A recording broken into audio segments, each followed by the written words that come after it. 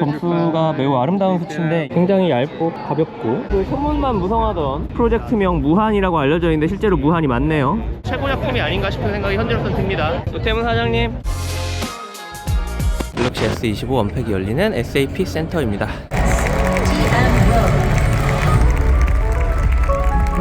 Hello, exactly a year ago we debuted.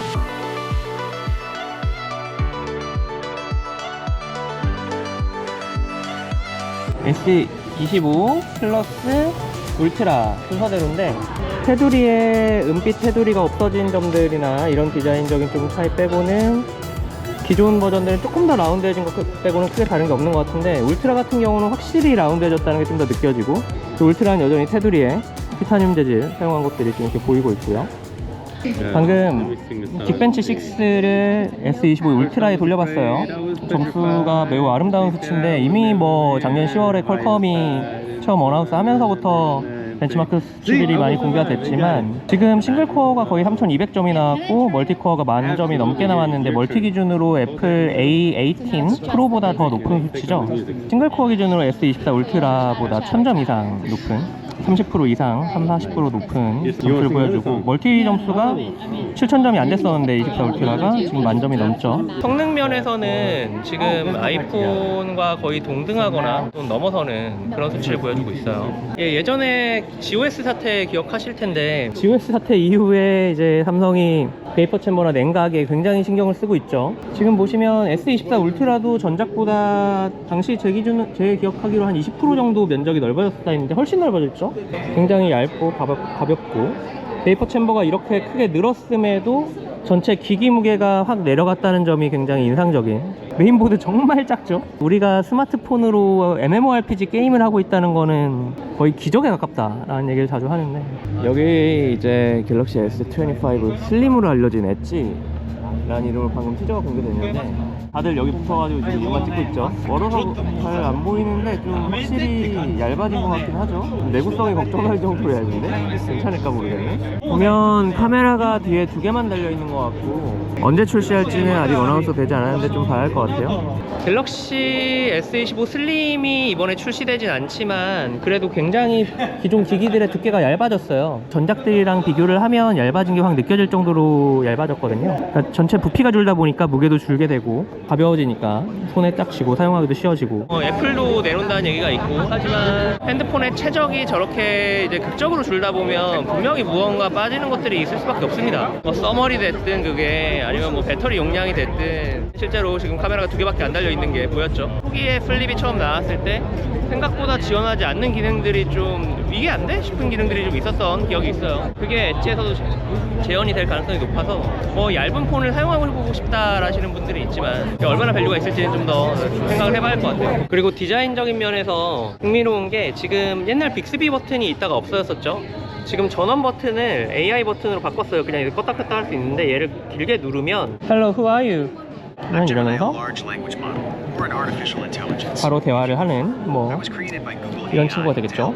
지금 얘가 음성이에요. 보이스를 줄이거나 늘리거나 하면서 볼륨을 조정할 수 있어요. 노래를 실제 하는 것과 음성을 얘가 구분할 수 있다는 거죠. 바람 소리도, 그리고 외부의 소리도, 그냥 군중들의 소리도 얘가 구분할 수 있다는 뜻이죠. 그래서 좀 기존에는 좀 AI 지우개 정도 수준에 머물렀던 그 AI 편집 기능이 이제 영상까지 확대가 될 뿐 아니라 좀 더 적극적인 영상, 사진 편집이 가능해지게 됐다, 이런 부분들을 캐치할 수 있었습니다. 사진 에디팅이나 영상 에디팅이나 오디오 에디팅, 캐리커처 형성, 이모티콘 형성, 이런 사용제들은 지금 막 시연을 많이 하고 계신데, 솔직히 말해서 S24에서도 23에서도 지금 지원이 되는 기능이고 새롭진 않아요. 다만 좀 다른 사용성이 있다면, 구글 제미나이와 구글 안드로이드를 구글이 만들기에, 그리고 삼성이 사실상 갤럭시가 안드로이드의 이제 뭐 레퍼런스 폰이라고 할 수 있는 그런 지위를 갖고 있기 때문에, 그리고 동시에 퀄컴의 새 스냅드래곤 8 엘리트 AP로, 그리고 넉넉한 12기가 이상의 D램으로 워낙 그 기기 자체의 성능이 탄탄하기 때문에 굉장히 빠른 속도로 AI 작업들이 가능하고, 안드로이드 그리고 삼성 앱들, 구글 제공 앱들의 유연한 연계로 AI 어시스턴트가 좀 더 유의미한 앱 내 깊이 접근을 해서 그 나의 생활 패턴을 좀 파악을 제대로 하고, 좀 실생활에서 유용한 그런 그 비서와도 같은 그런 서비스들을 좀 더 쉽게 유연하게 제공할 수 있다라는 것이 현재 지금 제가 느껴지는 S25의 AI 사용성의 차이인 것 같아요. 아이폰에 뒤처지지 않는 안드로이드 환경에선 최강의 핸드폰이라는 걸 알 수 있죠. 삼성이 작년에 AI 폰을 처음 내놓고 생성형 AI 기능을 핸드폰에 이제 집어넣는 것이 대세화가 됐죠. 그래서 28년이면 전체 판매되는 스마트폰 58% 정도가 AI 폰이 될 거다라는 통계도 나왔던데, 이런 상황에서 삼성 입장에서는 AI 폰의 원조라는 입지를 좀 강화를 할 필요가 있는 것 같습니다. 마치 폴더블 스마트폰에서 삼성이 원조라는 그런 입지를 강화해 나가고 있는 것처럼 새로운 세그먼트에서 우리가 최고다라는 것을 성능적으로도 기능적으로도 어필을 해야겠죠. 동시에 삼성전자 모바일 입장에서는 엑시노스를 안 쓰고 퀄컴 스냅드래곤 8 엘리트만을 사용하게 됐는데, 지금 성능적인 지표나 다른 측면에서 우리 옆집을 신경 쓸 만한 여유가 어떻게 보면 없는 거죠. 이 하이엔드에서는 애플과 경쟁이 되게 힘들고, 또 로우엔드에서는 중국과의 경쟁이 굉장히 힘들어서 삼성이 갈수록 좀 연간 판매량 1위 자리는 계속 지켜가고 있지만 점유율이 서서히 내려가고 있는 상황이고, 아시다시피 스마트폰 시장 자체도 판매량이 좀 지지부진하잖아요. 어떻게 보면 좀 TV 같은 시장이 된 거죠. 더 이상 새로울 게 없고, 또 이미 있는 스마트폰들이 너무 좋기에 그렇게 교체 니즈가 크지 않고, 이런 상황에서 새로운 AI 기능이라는 이런 피처들이 있어야지 사람들이 새로 핸드폰을 구매하게 만드는 그런 동력이 되지 않나 싶은 생각이 들고, 삼성도 MX 차원에서는 그런 부분에서 굉장히 큰 고민이 있었던 것 같아요. 이번 가격과 현재 환율이나 칩셋의 가격 인상 같은 부분들을 생각을 할 때 삼성이 사실 갤럭시 S25로는 그렇게 큰 마진을 남기기는 쉽지 않을 것 같아요. 그럼에도 가격 정책을 이렇게 잡았다는 거는 이번에 밀리면 끝장이다, 이런 좀 절박함이 있지 않았을까 하는 생각이 확실히 듭니다. 그 소문만 무성하던 프로젝트명 무한이라고 알려져 있는데 실제로 무한이 맞네요. XR 기기를 연말에 선보이겠다고 언팩 중에 언급을 했고, 디자인적으로 애플 비전 프로를 좀 연상시키는 그런 느낌이 있네요. 안에 안경 저렇게 달려있는 게 보이고, 전면에 카메라와 센서들이 다수 달려있는, 지금 제 눈에 보이는 거는 4개가 보이고, VR 기기는 사실 비전 프로라는 실패 사례가 있기 때문에 메타 퀘스트도 메타가 잘 하고 있지만 시장을 좀 넓혀가는데 한계를 분명히 보이고 있죠. VR 기기를 써야 하는 이거 자체가 엄청난 진입장벽이고, 그것 때문에 사실 그 메타버스나 VR, XR 시장의 확대가 좀 제한되고 있는 게 분명히 그런 요소가 있기 때문에, 글래스 타입, 지금 이런 안경 타입의 그런 XR 기기가 아니면 저런 형태의 기기는 이미 좀 한계를 분명히 보이고 있지 않나 싶어서 지금 엣지에 좀 더 인파가 몰려있는 이유겠죠. 지금 애플 비전 프로가 사실 처참하게 실패를 했죠. 그런 상황에서 구체적인 가격대나 스펙이나 기능성 같은 건 아직 언급되지 않았으나, XR 기기가 이제 공개됐다는 점이 조금 의미가 있는 시점이 아닌가 싶습니다. 유태문 사장님 지금 행사 끝나고 여기서 기념 촬영 중이시고요. 바쁘시네요. 저기 훈훈한 장면들이 이렇게 펼쳐지고 있어요. 네, 네. 유태문 사장님, 서울경제 화이팅 한번 해주십시오. 예, 서울경제 화이팅. 감사드립니다.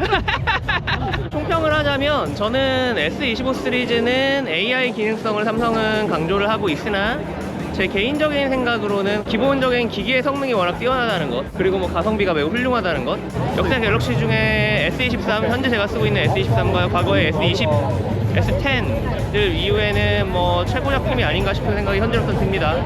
AI도 AI지만 AI를 장기적으로 오래 사용하기 위한 그 베이스가 되는 기기라고 생각을 하면, 이제 핸드폰 교체 주기가 과거처럼 1년, 2년에 마다 바꾸는 게 아니라 3년, 4년, 5년을 쓰시잖아요. 이번 작품을 사시면 다른 AI 피처들이 나와도 굉장히 오랫동안 업데이트를 재현받아서 사용할 수 있지 않을까라는 생각이 많이 듭니다. 그래서 폰 교체 주기가 이제 맞물리시는 분들이라면 구매를 되게 할만한 그런 제품이 나왔다고 판단이 되고요. S25 자체는 삼성이 정말 좀 각오하고 마음을 먹고 마진을 최소화하고 좋은 제품을 한번 쫙 많이 팔아보자, 그 플래그십으로서, 그리고 AI 피처를 장기간 이제 서비스할 수 있는 그런 플래그십 스마트폰을 세계 각지에 보급을 해보자, 이런 각오로 정말 저렴하게 좋은 핸드폰을 만든 것 같아요. 그래서 저는 S25의 완성도에 좀 이제 극찬을 하고 싶고, 이번에 S25 좀 잘 살리고, 그리고 삼성의 AI 피처가 좀 차별점도 내세울 수 있게 돼서 삼성이 그 세계 스마트폰 판매량 기준 1위라는 자리를